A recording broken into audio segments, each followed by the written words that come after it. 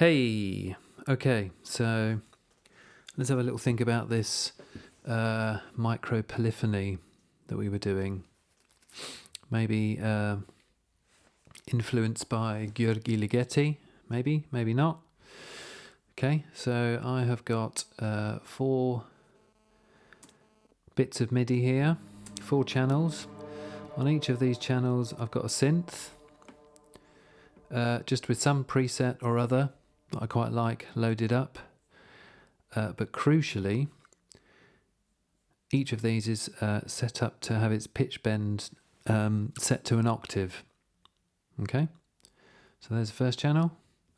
Got this another is a preset here I made myself. It's set to an octave. The pitch bend, yep. Number 3, old school massive oscillators set to an octave. And this 4th one is a preset within good old Razor. Okay, and that to here is set to an octave PB pitch bend. Okay, so what's going on? So in each of these bits of MIDI I've got one note playing. Happens to be the note F. And then I'm pitch bending it from 15 somethings back down to 0. And those somethings, as I'm sure you know, are, well, you tell me, those somethings are the range of MIDI that we have from plus and minus 63, 64, 63, okay, down to 0. Okay, so those two are bending from plus 15 down, and these two here are bending the pitch from minus 15 back up to 0. So let's do a quick bit of maths here and think about this. If it's pitch bending a whole octave, then 63 divided by 12 gives us about 5. Okay, we're just going to talk in very loose terms here of about. So 15, a range of 15, the range of MIDI going from 0 to 127. Basically 5 gives us about a semitone.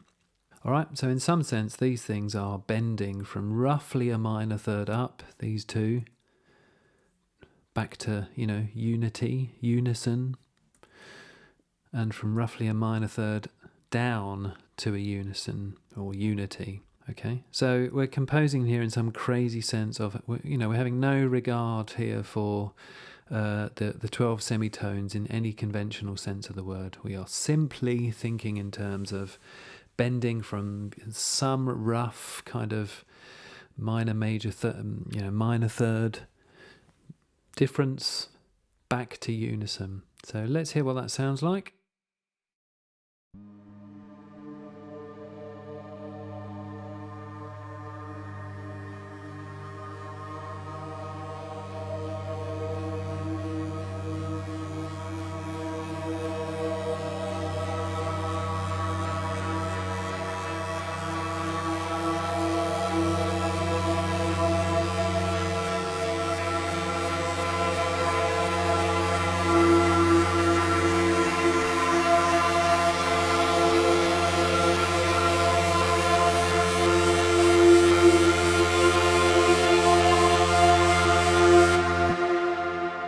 Brilliant. And you get that lovely sense of coming together just for the last few seconds of it.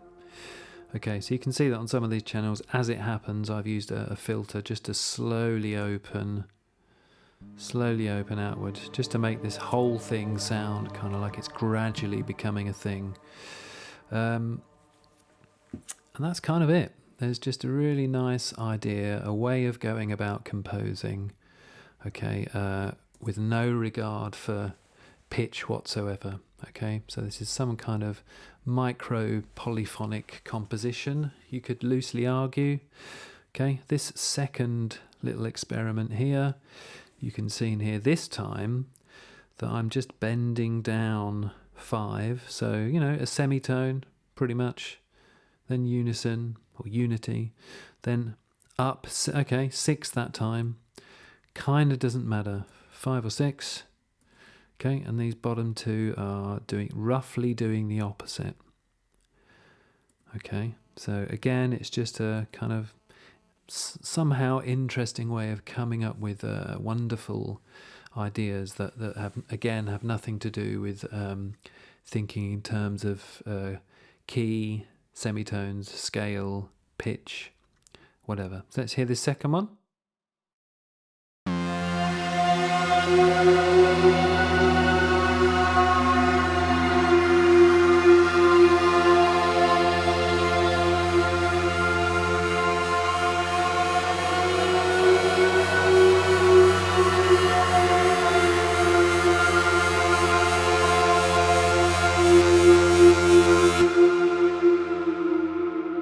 Great stuff.